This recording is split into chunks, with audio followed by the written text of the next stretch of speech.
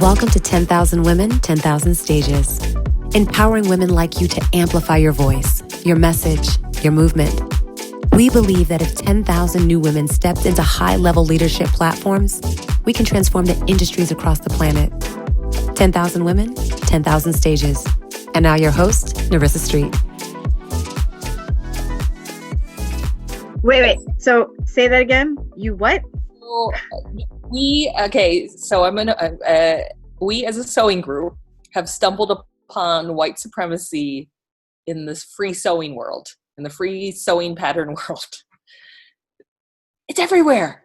I'll tell you the story. So we have been sewing a pattern, and I have the pattern piece. Please, because what? What? So this is the pattern piece that we found on a website. And the name of the pattern, for some reason, was called Foo Face Mask. Okay. And we've been using it for a month. Our sewing group is 1 month old because the government hasn't gotten their shit together. And we're still making medical equipment from our Hello Kitty sewing machines. That is the best image ever, by the way. Yeah, no, literally, like it is. I can't even begin. I know I'm starting sort of in the middle of this story. No. That's exactly where stories start. Please continue. Yeah. But we have women who are literally taking their yoga clothes and about to cut the straps off because elastic is so hard to find. It is easier to find kidnapped children than it is to find elastic, and pulling the fitted bed sheets off just for that elastic around the corners. Oh, I hadn't thought of that. Yeah. Okay. I mean, we find materials and we try to buy up as much as we can, but at the same time, it's like you don't want to buy one. I can't fill my house with so much stuff, but also we keep thinking this is going to be over soon, right? Like I didn't know I'd be in this for a month with a logo, with a care coordinator. And that means somebody who helps take care of all the aunties by getting them food delivered and stuff, because this is super stressful. Right. I knew I'd be doing a little bit of press when I first got picked up by the press, but I didn't know it would get like this. So anyway, when we had first heard this pattern, I really did like this pattern. I thought it was simple to use. Easy PDF. It was easy to send. But a few people had brought up to me, and it was actually my white friend from high school who's in our group, was like, why do you think it's called the Foo mask? Do you think it's sort of like a vague reference to Asians and the flu or kung fu? And I kind of felt like it might, but I was like, I almost don't want to ask. I don't want to, let's keep sewing. Right. Let's keep sewing. Like, it's like, this is not the time to have a dissertation, right? But then it came up again last weekend the sewing group is a lot of Asian women. Right. We say casually, like, who has some pre-cut foos? Which pattern is this? A foo pattern? So we're just kind of tossing around this vaguely Asian sound, right? But we don't know what it means, right? So someone brought it up. It's like, I can't help but wonder if this is a reference to kung fu, kung flu, or the fact that the mask looks like a ninja mask, and maybe this is like, what is this? And I was like, let me just ask why it's called that. Right. So, sorry, that ding was someone doing mask shit. No, you're fine. So I go wander into the help, which looks like a Slack. I wander into the help section of the site, and I say, hey, I'm working with a group called the Auntie Sewing Squad. Like, I didn't want to like, fuck you. Like, that's not, I'm just, trying to figure out for my own edification. I go, we're a group of mostly Asian American women and sewers. We've been using the Foo pattern, quote unquote. Right. And question has been coming up in the group why it's called that. Some of us are wondering if it's a reference to kung fu or kung flu and that sort of racist terminology. But any feedback you have would be great. Someone writes back and goes, just so you know, Juice, the guy's name is Juice, did the pattern. His name is Juice de Cock. No joke. That's the guy. He's in Belgium. So maybe, I mean, like, gets better. You want to talk about losing the name lottery, like right there. But anyway, they're like, Juice developed the pattern. He did it because his wife's a doctor, and he's the furthest thing from racist that you can be. I was like, oh boy. And I just wrote back and said, well, when Juice can chime in, I would appreciate it. Right. Then Juice writes back, and he goes, oh, just so you know, I can't imagine what your experience must be. I can't imagine it's fun. But just so you know, all these patterns are alliterations, and we in honor of somebody. So we have a pattern named after Trayvon Martin, and then someone else who was, I guess, like, I think this is the way his flexing and how woke he was, and someone who was a victim of racial violence. And I looked it up, by the way. The pattern named after Trayvon Martin is a necktie. Anyway, yeah. And so he said, I can read his email. I'm not going to paraphrase, but I was looking at it for a bit before it was like next. See, oh God. Yeah. So it's called foo because Asian people have been wearing face masks since before it was cool. And if we're going to try to slow the spread of coronavirus, then we should do well to check our Western selfishness at the door and adopt some of that communal spirit. So I opened Google and I looked for Asian names that start with an F, as all patterns are alliteration. Foo was on the list, and I liked it. I often use a pattern name as a way to pay respect. Hugo is named after my deceased godfather. Aaron is named in memory of Aaron Schwartz, and Trayvon is named in honor of Trayvon Martin and other victims of racial violence. I very much regret that the coronavirus pandemic means that you, the anti-sewing squad, and your community need to endure the racist rhetoric you describe. I can't pretend to know what that's like, but I'm confident it's no fun. Wow. But you have my word that the rhetoric you describe has no place here at Free Sewing. I invite you to review our community standards, our revenue pledge page, which will help you clarify what we do here. Please give my good love to the Auntie Sewing Squad and keep up the good work. Wow. So I bring this back to the aunties, and we're just like, wait, Trayvon Martin was an actual person. These people are actual people, but he Googled a random Asian name to honor. And also it was just like, this is not honoring me. I don't feel honored by you picking some random name which you'd have no meaning of because it makes for convenient alliteration. Yeah, it's weird. And going, you've honored Asian people. And then it goes into this crazy, there's no apology. We go back and forth. And in this comment section, people are like, oh, I would much prefer he spend his time making masks for us. He does so much good work. Like they're just doing the he's a good person defense. Yeah. And then someone just today went in and, he said, well, we'll change it, but he didn't apologize. Can you suggest another name that would start with F? And I was just like, why don't you just pick an actual person? Like, why are you just it's random Asian towns and it just makes no sense. Like, who is Mr. Fu or Mrs. Fu or like? Yeah, I don't, and it's interesting when there's a conversation about trying to help somebody understand, like a perspective, and then the defense that comes immediately. It's like the defensiveness.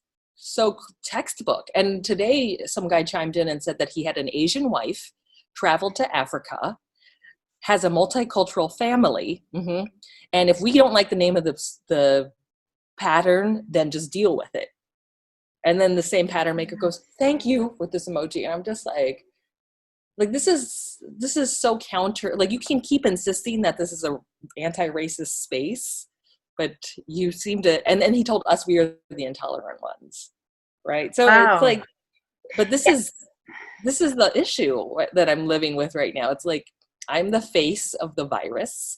The people I'm, leading somehow became a lot of Asian American women performing this labor, which is gendered and racialized, which is work that our grandparents did or parents did when they came to America.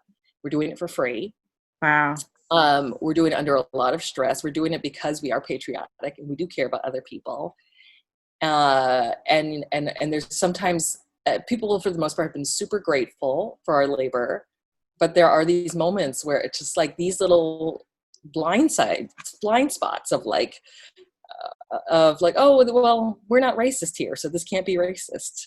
Or I'm married to an Asian woman, so I can't be racist. And I've been to Africa, which is crazy. Like, every white person used that as a defense for why they're not a racist. And then every colonizer and genocidal maniac would have been a saint. Like this, anyway. So this is where things have turned in a weird way in the last few days. Is like this little side drama. So we renamed the pattern we took the same PDF, and we named it after one of the uncles in our group, Uncle Van Wyn. He was formerly incarcerated up until last year, and he's actually a tailor. Wow.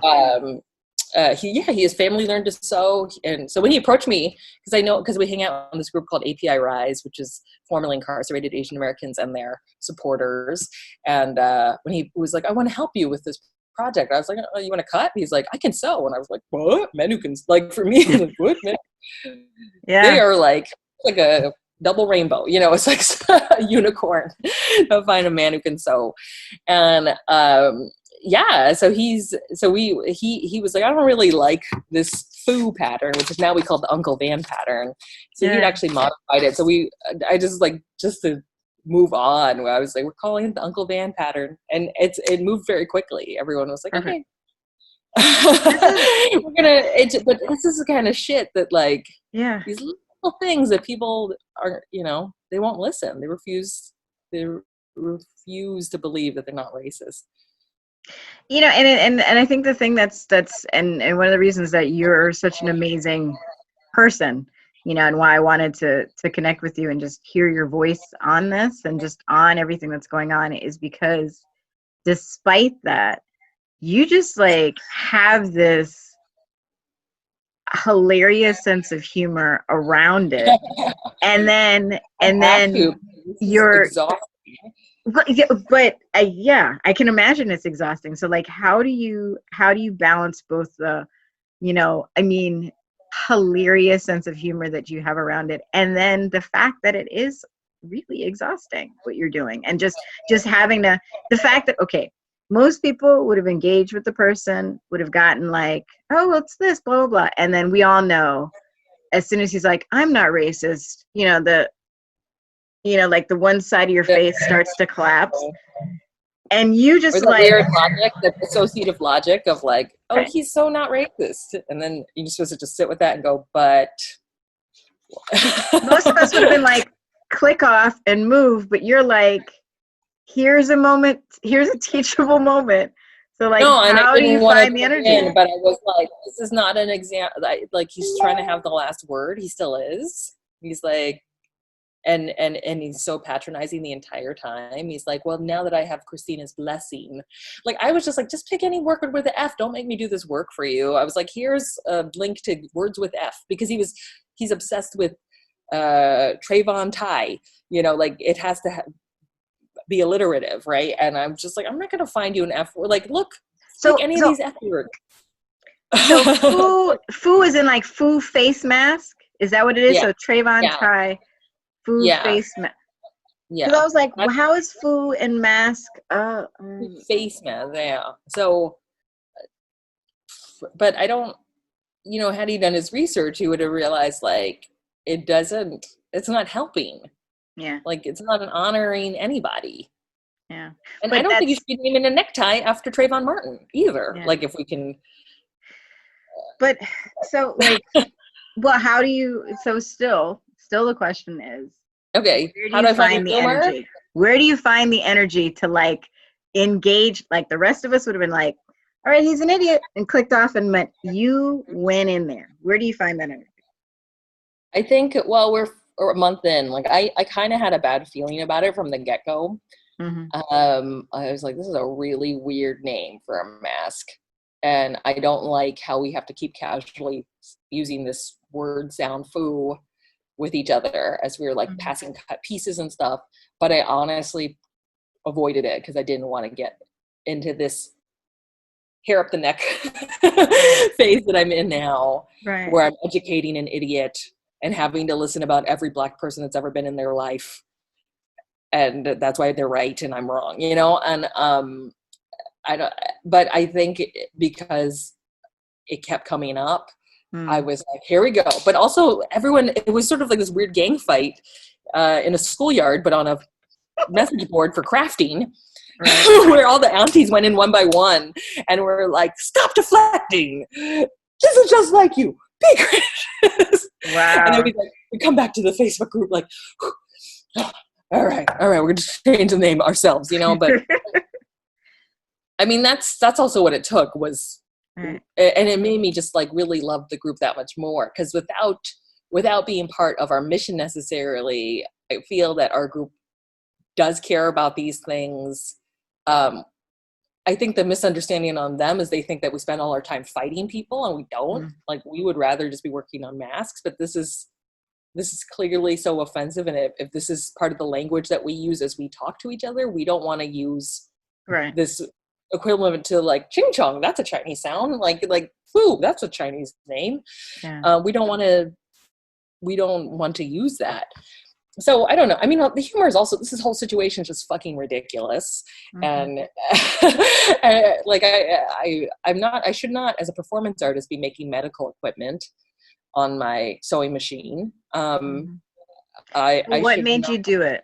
Like, so let's talk. What made you like, hey, here's a problem, I'm the one to solve it? What is it? Well, I had a show on March the 12th or 13th in Sacramento, and that was the last live show I've done. I've done many Zoom shows, whatever the hell that is, since, but my entire tour has been indefinitely postponed, perhaps canceled forever. I'm not sure that theater will come back in 2 years. It's super depressing, but I don't want to sit in that. I don't want to sit in this helplessness. I don't want to sit and think because this happened 10 years, 12 years ago during the 2008 recession. All these theaters started closing, and I spent a lot of time just watching really sad articles. And I did that for the first weekend. I watched Pandemic and all the scary pandemic movies. And then it was just like, all right, I have to just act like everything, like I have all this power. And so I'm going to get porta potties for the homeless people. I'm going to collect quarters so they can do laundry. And then I got this article a week into that saying this hospital's needing people to sew masks. I sew my sets. It's a signature of my live work. I remember that. And I sew a lot of my props, and I was like, oh my God, this is actually a life-saving skill, not just like, because I also have wrestled for most of my 20s and 30s with the fact that I chose a non-essential career as my path. And I've allowed people in ways that I should not have make me feel bad about that choice and make me feel like I'm useless. And I know that I am in this field as an artist because the arts has saved my life. The people who come to my workshops, I feel like engaging in a supportive community and being able to express yourself is saving your life, right? Like I'm not saying I saved all these people's lives, but that space is what makes us human. And it's what we are learning that we crave right now, right? Like that, how much I want to be in a room with you, Neri, just like eating a meal. Like I would kill for that without worrying that either was going to drop dead the next day, you know? But you are saving your life. If you save your life, it is essential. Like, completely. And so anyway, so when I was like, oh wait, I can sew. I know how to sew. This is an easy pattern. And I was just like, all right, let me just make a few of these and offer them in a very Zen way to the world, as I did. And you asked for some for your mom. Yep. And I was just like, whoever needs these, just reimburse me for postage. But I didn't realize it would be everybody. And that's when things became crazy really quickly. And I began to feel like exhausted and resentful. And I was like, what have I signed myself on for? And then people just kept sending me money. And it wasn't, for a brief moment, I was trying to find actual professional garment workers to just help me finish it. And I would pay them secretly. But it's even hard to find. Labor is the hardest part of this mask making movement. It's not even money. I'm sitting on so much cash right now, which we'll use for postage and we use for materials and stuff. But the harder part is labor.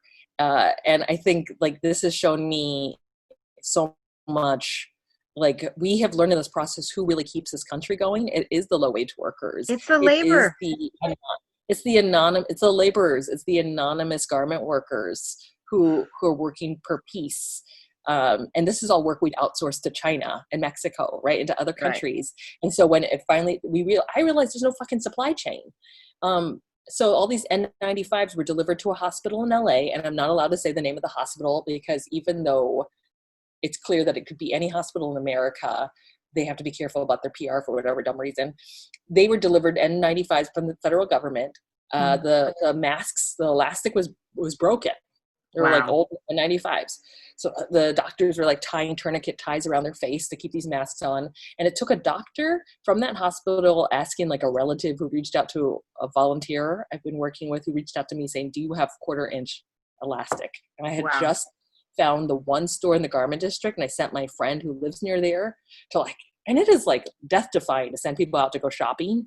And he like puts on his bandana, crawls through the garment district, which is, you know, it's pretty raw out there. You like just looking at it's not like like Joann's, right? Right, You just, of course. you're going through like boxes and bins of stuff that has like literally come from the manufacturer. Right. And I had him buy like $500 in elastic because it's so hard to come by, and I was just giving it away to other mask making groups because it's so hard to find, just so that you could get masks into the world. And anyway, so 4 spools of elastic went to that hospital to fix their N95s. You know, and so That's I asked amazing. them. So I said, do they need us to fix these masks? And she said, they don't want the mask. You know, one, I don't actually want to go into the hospital, but she's like, they're not letting the masks leave the hospital. Of course. Because a bunch of equipment has like 6,000 masks got stolen from another hospital. And now masks are being watched by an armed guard in a lock room. And I was like, wow. Yep. What country is this again? What is happening? This is like crazy free for all guerrilla state, you know? Like, I'm just like, what is happening? And what happened that medical equipment that it was once in my living room? Like, none of this makes any sense. Like, I'm seeing masks now on pictures of medical workers, and I recognize the fabric as fabric that once made it through my living room before headed into someone else's car. Wow. Like, I'm like, this is so weird.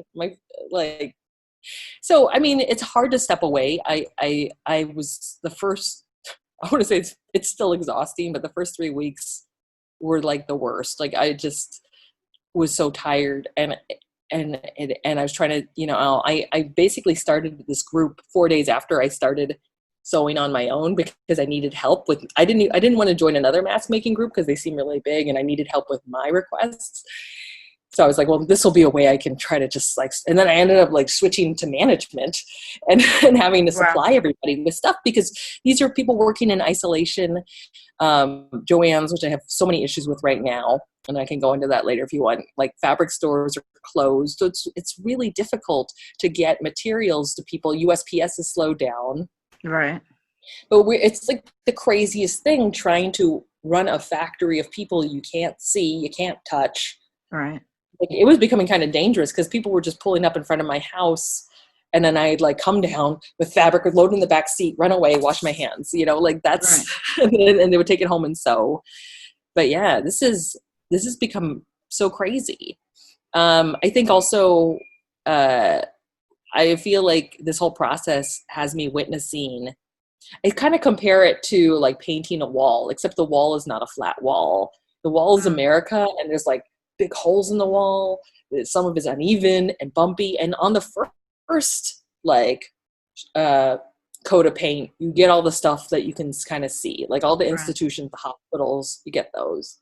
But then you got to go deeper and deeper to get an even coat everywhere else. And all the stuff that's deep down that is getting missed, day laborers, farm workers, First Nations, people transitioning out of detention. Wow. Yes. So ICE detention. That's the issue down here. Where are you? Again, you're in Florida. South Florida, yeah. South Florida. Yeah, that's an issue down here. Yeah. So, yeah. So it's like, and just it's border town clinics, like just it's crazy, and that has been my relationship to this crisis, is through the eyes of someone who's like providing this like bare bones form of protection. Someone who's coming by for thread keeps texting and she's asking if I want Starbucks. But see, like even that, I mean, you're right in the middle of it right now. It's, you know, later in the evening, and you're still like, you're clearly like still engaged in it. And this is an artist. You are an artist, and this is essential work. And you're reflecting the culture back to us and through this work. Yeah, it's so crazy. And I wish I could raise money for theater the way I've been raising money for these masks. Like, people are just so, I think people who can't sew feel really guilty right now. Like, I'll get like $1,000 here. People are like, you should sell these masks for high amounts of fundraising. I'm like, I don't need to. Enough people get it that I don't need to take time away from organizing for this community to make you your Golden Girls, pink ribbon mask. Like, I that's why I get real snippy with people who need custom work. I'm just like, I'm not Etsy right now. And if this is, ugh. and that also speaks to kind of the thought around the environment, that it is if you could make me one where it like matches the lipstick, like that is also this is a crucial, essential, like, you're not like, you didn't just hop into this as a I'm experiencing capitalism in this really interesting way, because I have snapped at a few people when people are like, oh, I want to support you instead of a company. I'm like, you're not supporting me. Don't give me more work to do. If you have a company to go buy this, we'll go buy it from the company. Like, I got like farm workers that like put masks on. And I think, it's like I was sort of worrying about the sewers burning out, and they are. Like, they're really exhausted. And so I started and I was getting really annoyed at people posting all their baking. I was going 3:00 before I'd have my first meal. And this is not because I like to torture myself. It's just like, oh, someone's outside, someone's this, got to go to the post office. And then I'd be like, oh shit, I'm exhausted.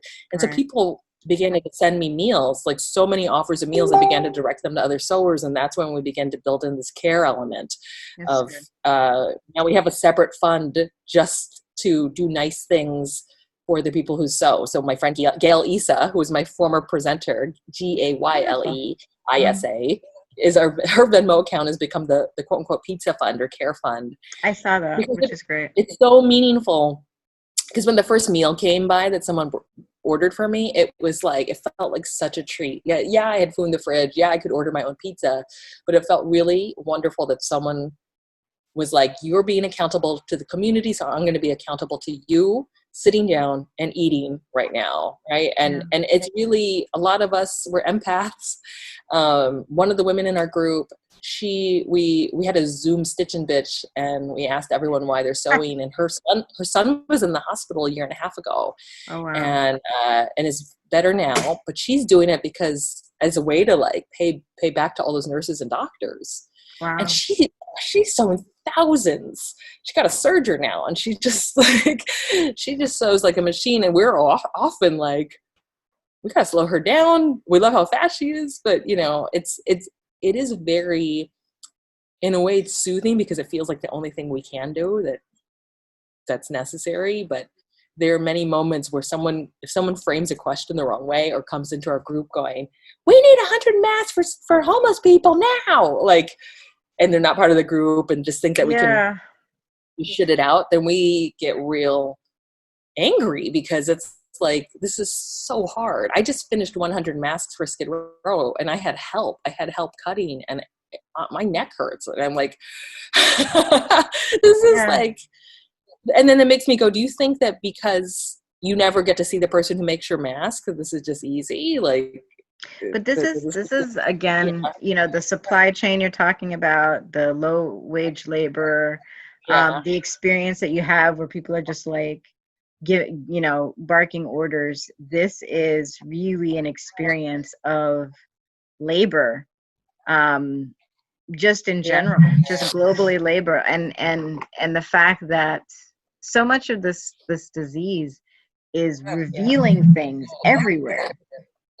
So I really applaud your I know you're exhausted. Next pandemic, I'm not going to do this next pandemic. I'm going to be the one watching Netflix, and the rest of you need it. I hope that this is the last. Can this be the last pandemic? That would be great if we could just not have enough, or is it one every better 100 years? prepared? I don't know. When Trump was elected, I kind of imagined that that it would be this global chaos, but I sort of imagined me in the street fighting people off with a pipe. I didn't know that my Mother Teresa side would kick in. Like, I'm like, what's this, Kristina? Like, aren't you the one who's supposed to be like hiding and crying and fighting people and pushing a shopping cart up what used to be called the freeway? And but instead I'm like, I'm going to like going to the post office is like the most terrifying thing for us. Right? Because you're exposing yourself, you're in a line, you're out in public, like, but that's why it's like, this is not easy. So if you have another way to do this, to go get a mask, go get it. Don't bother the people who are also trying to, like, I've ignored a lot of my work. Like, this has become the work. But you think you have fodder for a theater piece? I'm living it. It's called, so the new show, which I put in my, I don't know if you get my newsletter, but I put it in my newsletter. Yeah. My new show is called Kristina Wong, Sweatshop Overlord, about how in 10 days I went from out of work artist to the overlord of a national factory that employed children and my own mother. Employed is actually not the right word because no one's getting paid. So, right. But it's like this mirror of this American dream of like, you can build something from nothing. It's like, yeah, you can build something from nothing to fix the nothing that actually empire has created for a lot of people. I mean, these interactions where the women in our group, like I said, many are Asian, are having like really intense, like people are digging up this fabric from their grandmother's memory thread that they inherited, quilts that never got done, old hula costumes. Wow. Just stuff with intense memory and cultural meaning, and making it the mask for the Navajo Nation, you know, and like, it's like so insane. And like, I like one woman who's my mother's friend, like she was reminded, because she found her mother's old fabric, was reminded of how her mom made her dresses and she would get teased.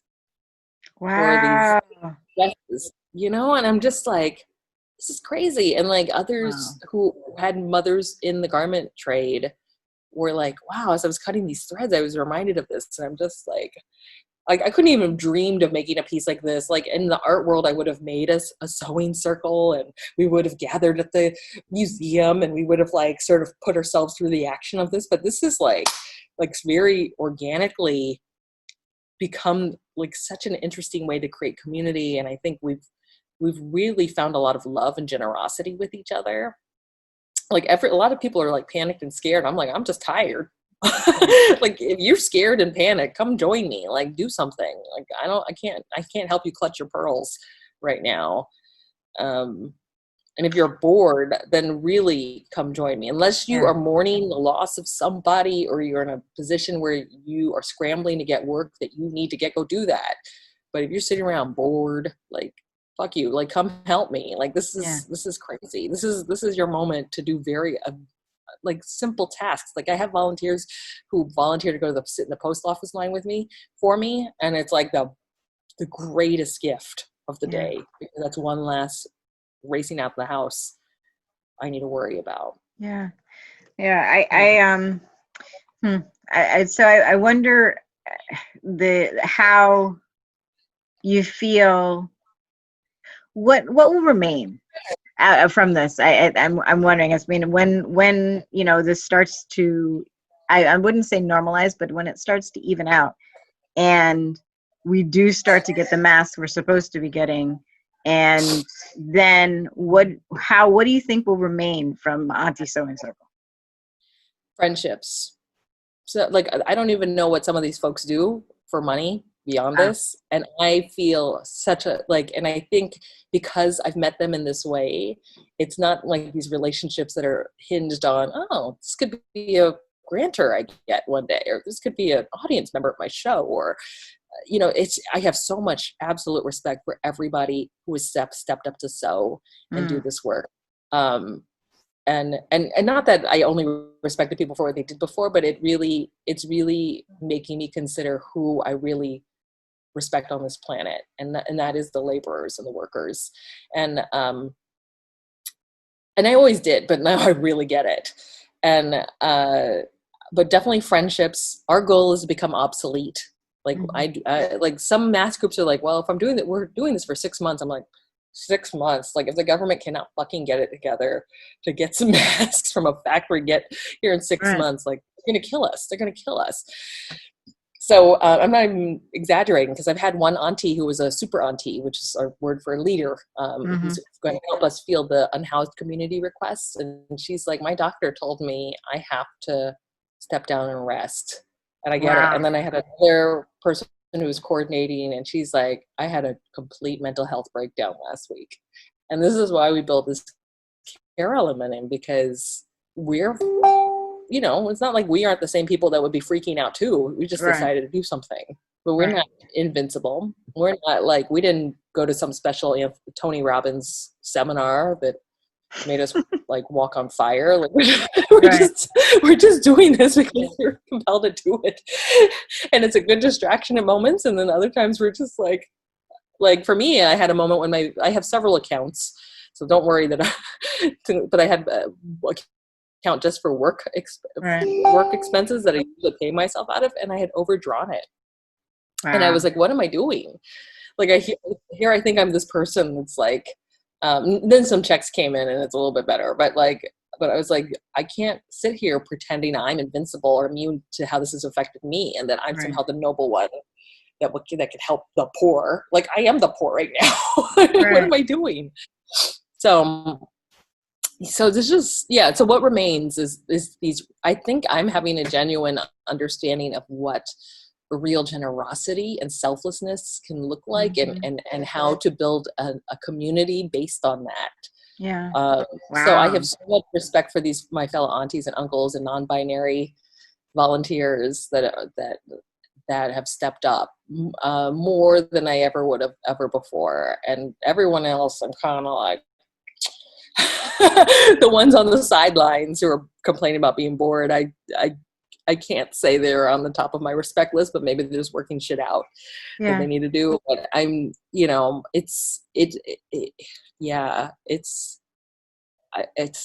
that's what remains, is this really understanding generosity, and also understanding how to really love each other in without a specific kind of capitalism. Because I was really struggling with how can we reward the sowers or keep them motivated short of giving them money, because some of these people are just out of work filmmakers right now. Like giving them $20 just feels kind of, but it was better when folks started to offer these offerings, and even these offerings cost money. It just was a more meaningful way to give. So yes, someone could sew all week because someone thought to deliver them a pizza, like that kind of love. So it's this community that said, I think, one of the things that made me want to connect with you and speak with you about you taking this unconventional leadership role. Like I think a lot of people feel like leaders need to look a certain way or be a certain way, and you saw a need, felt called to it, and then just went for it, and then just figured it out. Never do. So I you stand as an example of just, hey, you know what? This is what I can do. And then when you start with what you can do, the gaps get filled in. Yeah. And we have such funny titles in our group. I'm the overlord, the factory overlord, as opposed to founder and CEO. Amy Toppy, who's a playwright who literally was like, I want to help. I'm like, great. She's the first lieutenant of Google Docs. We have super aunties. We have the master of clickbait, who is Woo, who does our IG feed. This is so silly. And I joke all the time, like, use every inch of the elastic or I'll cut your fingers off. Like, it's like I have this weird persona of the crazy sweatshop overlord. But because we all just know this is ridiculous. We shouldn't even be in this situation. But I think, I'm so grateful that this is what I'm getting out of it. Like some people are just going to be like this, and there is a lot of this. Like I lost my whole fucking tour, I spent 2 years making this beautiful show that now feels irrelevant to just tour again after this. One, because who's going to let me tour in a crowded space? And like, how could I do a show about running for office and being in government without acknowledging the 3 to 5 month gap where we were all in quarantine? Or 2-year gap. I have no idea how long. No one knows. No one knows. And the interesting thing about your show being about you being in government. See, and then that's the other thing as well. Like you ran for office, one, right? And now more is this than an elected right. official. Elected official, that's more just to kind of intimidate people if they don't really know how low on the ladder neighborhood council is. I go, I'm elected official, and they go, oh, Kristina. And but you would think about that as well. Like you just like, hey, there's a position. I see that you continue to be like, well, it's just something, but you're still one after the other. There's a need, there's a gap. I'm filling it. So that direct action versus waiting for the government to step in. I think being in elected office made me realize, the government is really fucking slow and bureaucratic. And this is, they ordered the mayor, Garcetti, ordered 5 million masks to be made in factories. I looked online at the contracts, and there was all this, you got to get through all this paperwork to get your factory going. I was like, no wonder we're fucking faster. No wonder nurses and big nonprofits are writing Kristina in her apartment to make these, because it takes you can't set up a factory overnight. You can set up this kind of factory overnight. It's just crazy. So bonkers. Let me ask you a question. So with all this stuff coming at you and continuing to come at you, how do you keep yourself grounded? I bought a massage chair off Amazon. It was a $900 massage chair. I totally, my fitness regimen just out the window. Treat myself to good food. There's a food bank nearby, which is open to people who, whether or not you're on food stamps, you can go and they get really good food. So I'm going to have ahi tuna tonight. Wow. Yeah. This is the food bank in California. This is a food bank in California where you can get a whole cart of food for $40. Wow. And they've got soft shell crab. They gave me 3 bags. Well, now I have a little hustle because all my friends go, because they give you so much food. My friends who are also not married just show up and give me the food they can't eat that week. So they gave me 3 bags of chocolate, of like Godiva chocolate, which I'm giving out to the aunties and stuff, Anyway, so that's been nice. My partner comes by. I don't talk about him a lot, but now I guess you get the TMZ moment. He comes over and then we cook together, and so that's been a nice break. Beautiful. But that must be interesting, being being partnered in all of this. Yeah, no, I'm glad I grabbed it off Tinder right before we went into lockdown. You know what I'm saying? Like, I don't know. There's people who don't know I'm in a relationship, and so I get weird texts and stuff from people. I'm like, that guy's from OkCupid 7 years ago, and I wasn't interested. And he's just like, just checking how you are. Like, people are like, no, I'm not going to get sick, and definitely not for you. Right. But yeah, a few people have been reaching out. I'm like, okay, desperate. But what can you say? How can you say no to this? Hey, Overlord. What is it? Sweatshop Overlord? Sweatshop Overlord. Yeah. This is what is wrong with my dating profile. Obviously, I don't have some sort of like Overlord title. I need to come up with, I don't. There was a little discussion in the group. Some people were not okay with my use of the term sweatshop. And I was like, I don't know. Like, I think that it's more to me. Yes, there are actual sweatshop workers who are forced to work in these conditions, have no labor rights, are physically abused. I'm actually doing a series of videos to support actual sweatshop workers, which was filmed before all this. Mm-hmm. But I also feel like I say this to point to the federal government, like we should not be having to do this work. And we should not, you should not have put us in this situation. And we're not being paid to clean up your shit. And we're here. Oh God. Okay. My thread pickup is here. Yeah. And well, okay. So how about this on that note? Cause that is, this is it. So on that note, how about take a, you know, take care of your sweatshop. And then why don't I can text you your, when you're available next. And then, okay. I'll be open after I just do this thread pickup in 10 minutes if you want to talk some more, or we can talk another day. Yeah, because it's 9:30 over here, and I teach in the morning, so I got to start setting up. So. Great, by the way. You put on lipstick for teaching? Like I've just been like every day, just like, yep, this is what curtain has been drawn. This is what I look like all the time. I teach teens, so elementary wouldn't care. Teens are like, Miss Street, your lips look dry. And I'm like, what? Put on lipstick today. Are you all right now? You good? Okay, great. Lips look dry. You okay? You're doing 5 days a week on Zoom teaching kids? Yeah. So that's you're just like a phone check-in for some of these kids. They just check in once on the phone a week. It's high school, and that's another conversation altogether. Their morale is like below the floor. So the face-to-face, you know, hey, how you doing? You'd be surprised. The kids, you know, they need to see us. They need, you know, the Zoom so that they can see each other. Yeah.